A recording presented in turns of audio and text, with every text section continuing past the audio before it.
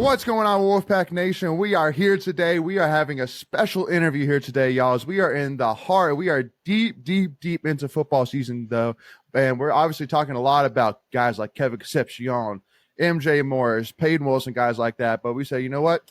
Let's start to talk about a guy that's a part of the NC State future here. We have four-star tight end commits, Gus Ritchey from North Carolina, the man, the myth, the legend himself. And so, Gus, first of all, thank you so much for joining us here today, man. We're super excited to have you on the show. I appreciate it. Yeah, I'm really excited to be on the show, and I can't wait to talk about NC State, and I love it there. So yeah. Let's go. All right. Hey, I love to hear that start off an interview. So that's a good thing. I know that for long time followers of Tuffy Talk that we've had on guys on the show like Brendan Sissay, Isaiah Shirley. Who else, Greg? Cedric Bailey, Duke Scott, Assad Brown, Kenan Lewis. List goes on and on. So just another piece of the puzzle. That's right.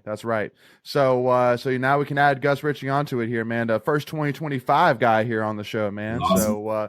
So, but Gus, first and foremost, let's just kind of start back here a little bit. Talk about, you just got done, with the playoffs. Unfortunately, a tough loss. Yeah.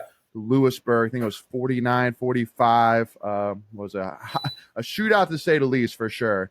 And so, kind of give me, what have you been up to since? I know you kind of said you guys are in the middle of basketball workouts right now. So kind of tell me what you're up to right now. And then, like, how much time did you have between the playoff game on Friday and starting basketball workouts? So, starting off from the playoff game, we went up above Wake Forest, play at Lewisburg. It was definitely a really close matchup. Honestly, we weren't expecting it to be that close. I think we actually had I think a lot of people were predicting us to win that game.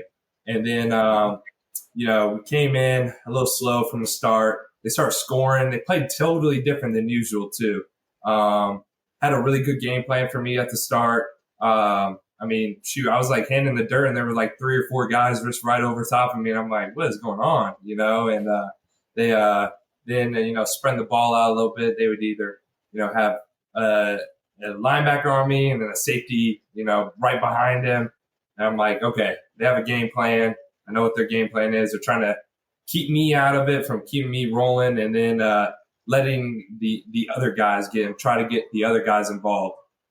And honestly, our offense is really good, especially, half the time trying to take me out. I end up actually not – I actually had a pretty good game too. I know we had some penalties, a lot of penalties, a lot of stuff that just kind of fell through. Ended up being 3 points short. It happens. We definitely learned a lot though. Honestly, that was the last time. This one hit the most because I used to play, I used to be moved up a grade and played with these guys since like 6th grade. And this loss hit a lot. It's tough now. I can't play with some of them. I'm trying to actually work on to at least PWO at state. So we got some athletes in that senior crew, but it's tough, and you learn from it, and, can't wait for next year to roll around and prove yourself. And then talk about basketball, right after that, I had morning workouts from 10 o'clock, tryouts. Yeah. So woke up, got back at like 12, went right to bed, then had basketball. And, it's going to be a pretty good season in basketball. I think we're actually potentially go to state championship this year from our team. So this is going to be a really good season. So, yeah. Yeah. And I know too that, talking to some of the parents in the stands, a lot of them are saying that they're really trying to build Northwood into, a football school, one of the big time names of football in North Carolina.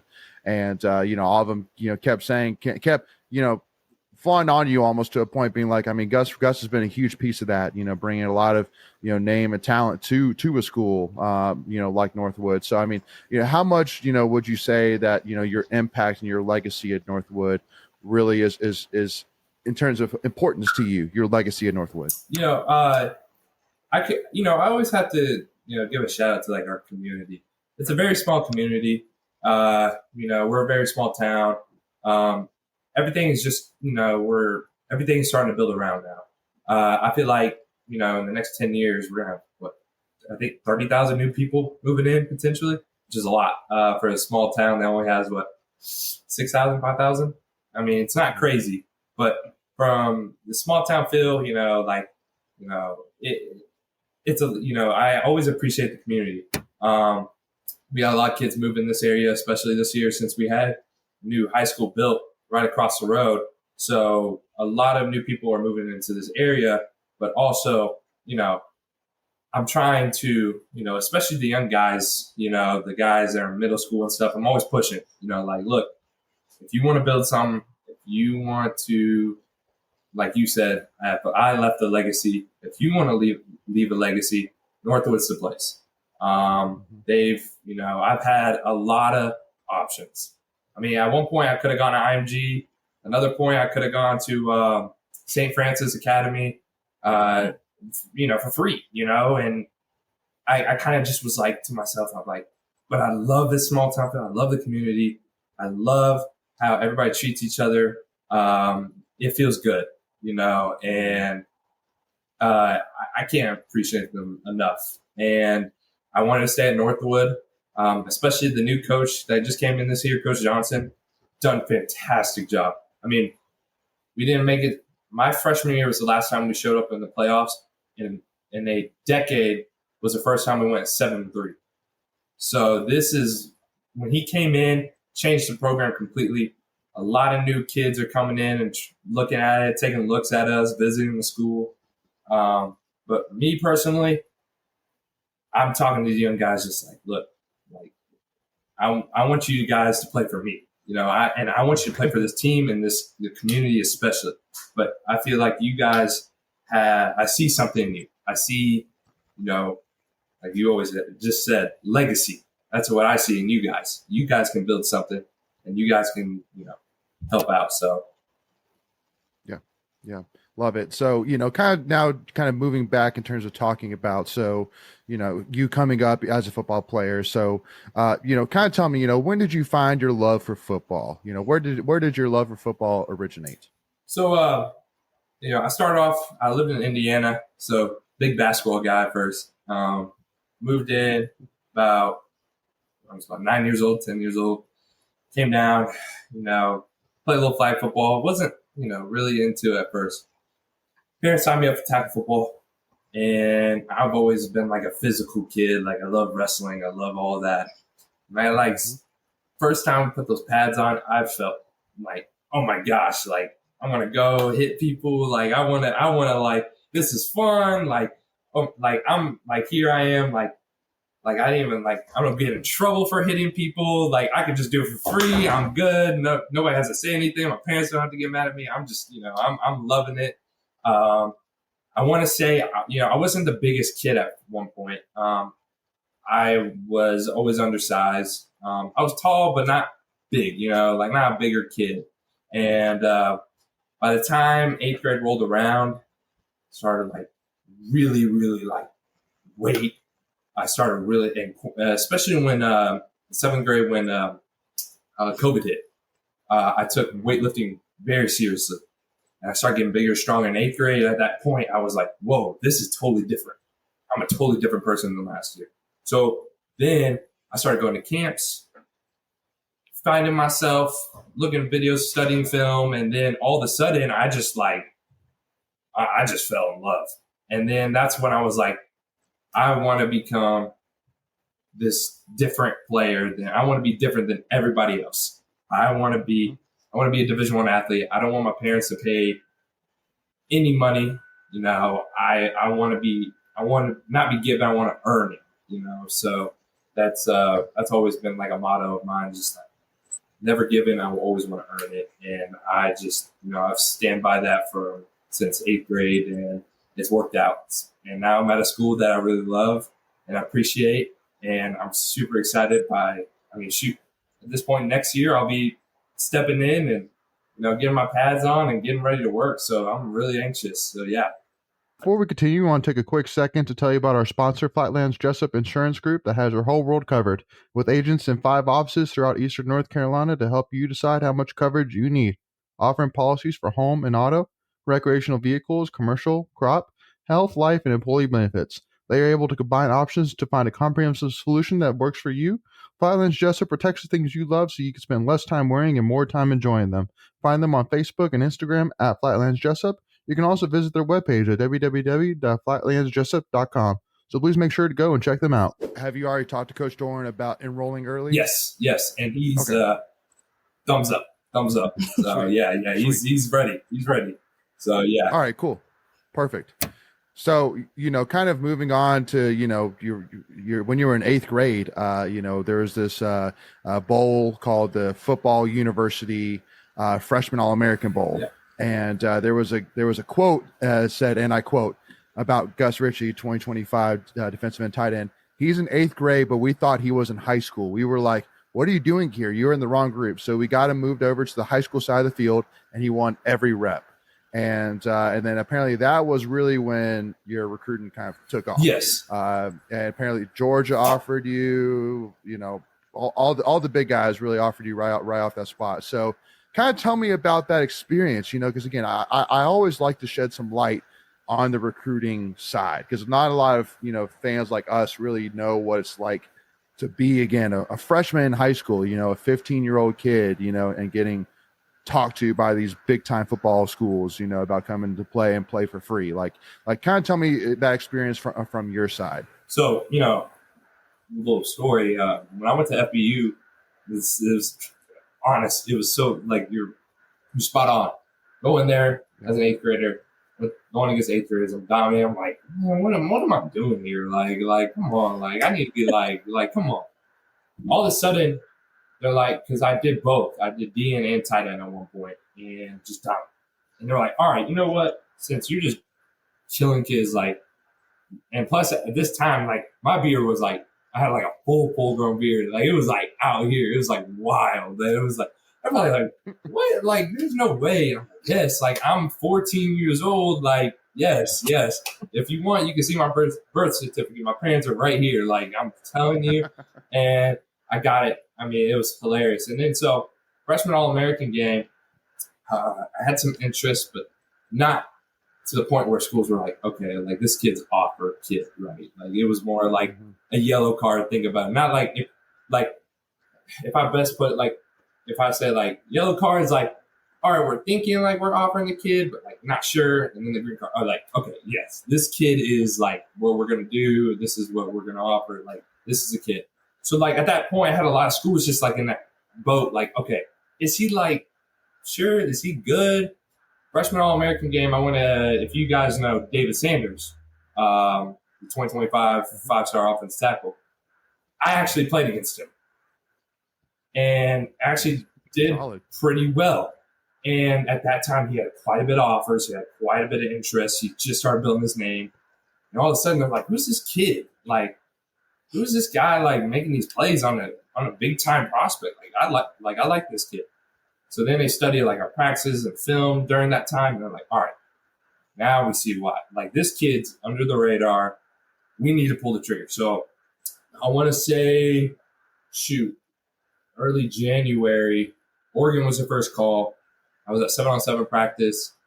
My coach, they called my coach. My coach called me, pulled the trigger. And then that point on, it was just a snowball effect.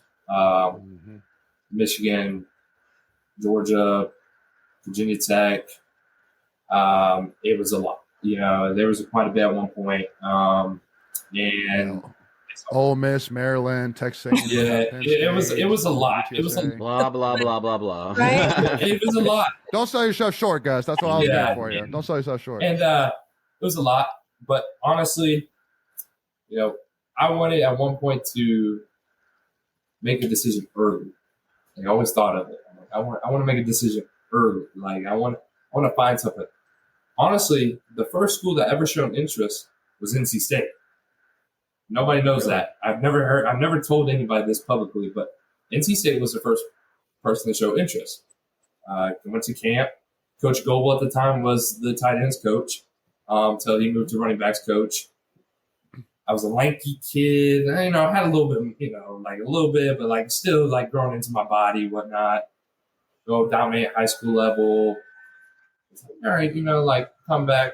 We want to see you one more time, Then coaching staff changed, everything. Coach and I comes in. Then they're like, okay, this is a totally different guy. Like, because they want me as tight end, not D. A lot of schools like me as D, but they saw a tight end. So that's why they waited a little bit. And then they saw me in film. They came in person to a basketball practice. They thought, like, we want to see his athleticism.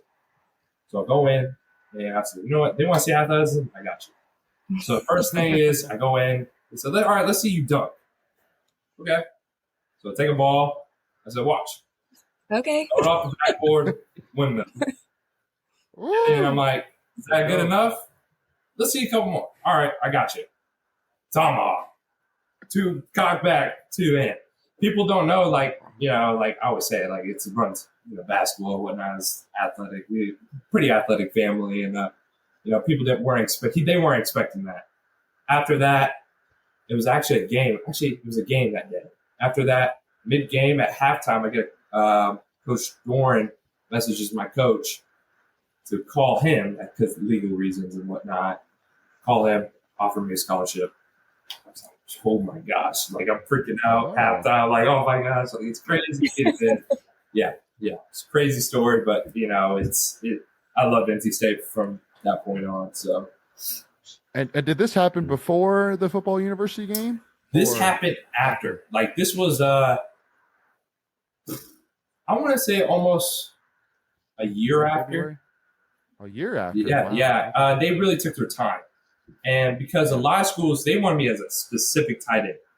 Like, and I didn't show film at tight end. It was all on defense at my freshman year. And that's why sophomore year rolls around, spread the ball out, did my thing. That's all they needed to see. So, gotcha. So for me, you mentioned you were, playing both tight end and D end. First question is, are you still playing both, or are you strictly just doing tight end now? Still playing both. Okay. I think, he came to the game last time. I played a little bit both, but, you said it. You look more comfortable with tight end. Yeah. Yeah, no, I said there's no doubt that it seemed like you cared and your heart was definitely more into tight end than you were. Yeah, for sure. and and I was more of, and they were still running away from me. Like it was like I was getting mad. Like I was like, what? Like, come on, like for real, like, and but yeah, like I'm more of a tight end. A lot of people are like, well, you're not 6'5", not 6'6".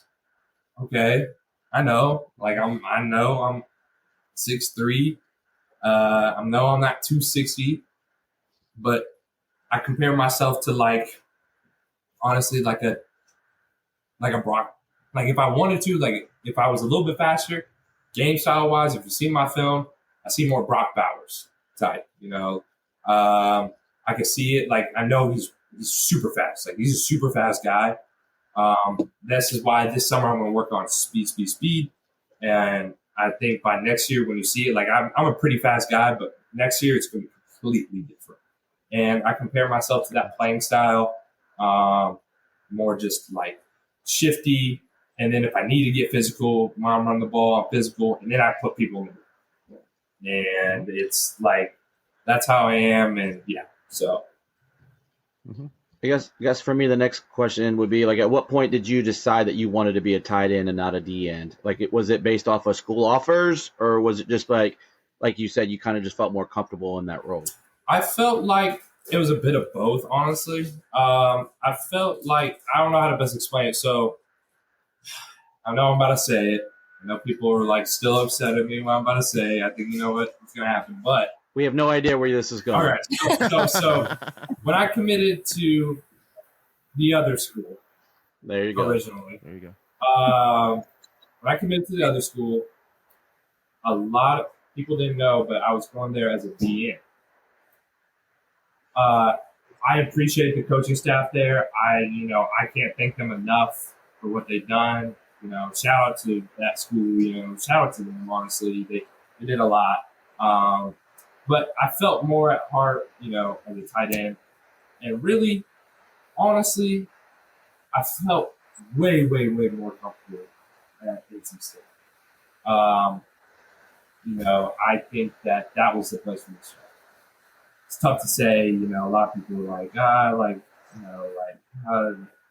other reasons. No, it's the honest to God truth. I felt more comfortable. I knew that was a place from the start. That's why I did it so early. That's why I decommitted very early. There was nights where I couldn't even sleep. My parents couldn't sleep. My mom came to me that visit the day before I went to UNC. Well, my bad, now UNC, but yeah. You're good. Hey. So the day before I went, I never seen my mom cry. It said something about that school. My mom, she's an EC teacher, and Coach Doran's son has autism. And so they're big into that, that area. And they focus a lot on the area, especially, since his son has autism. And my mom comes in, talks to, Coach Doran's wife. They built this amazing relationship. It was the best thing I've ever seen. I've never seen my mom so comfortable in my life. I was so comfortable. And I remember she could literally drop down on her knees, just start crying. I'm like, Mom, what are you doing? She said, but she was like, she said, I never am like this, but this school is just you. This school fits you. And it's amazing. And I want you to come here so badly. This is the school. And a lot of things went down. Talk to your mom. Yeah. Honestly. My mom. She Mom knows best, brother. Mom knows best. Yeah. Best. And I wish that, at that time I should have just, stuck with it. But stuff went down. And I'm, like I said, I'm never gonna speak back to that, about UNC. Yeah, I mean, there's always a reason things happen, right? And when you're not even 17, 18 at this point. What are you, still 16, or you just turned 17? I just turned 17. Okay, you just hit 17. Yeah. Okay, so I mean, you're still a 17-year-old kid, all right? And these things come at you quickly, yes. And it's a lot to take on. And so for you to just kind of say what you just said and put it out there that way, I mean, that's definitely genuine, heartfelt.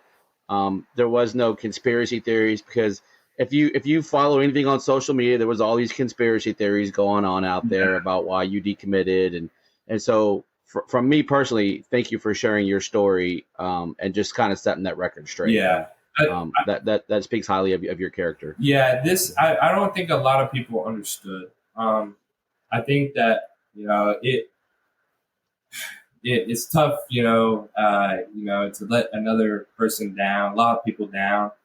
For sure. And, a lot of people from this area are, fan base off that school too. And, but, when they came to me and said, Gus, what happened? I told them the same exact thing.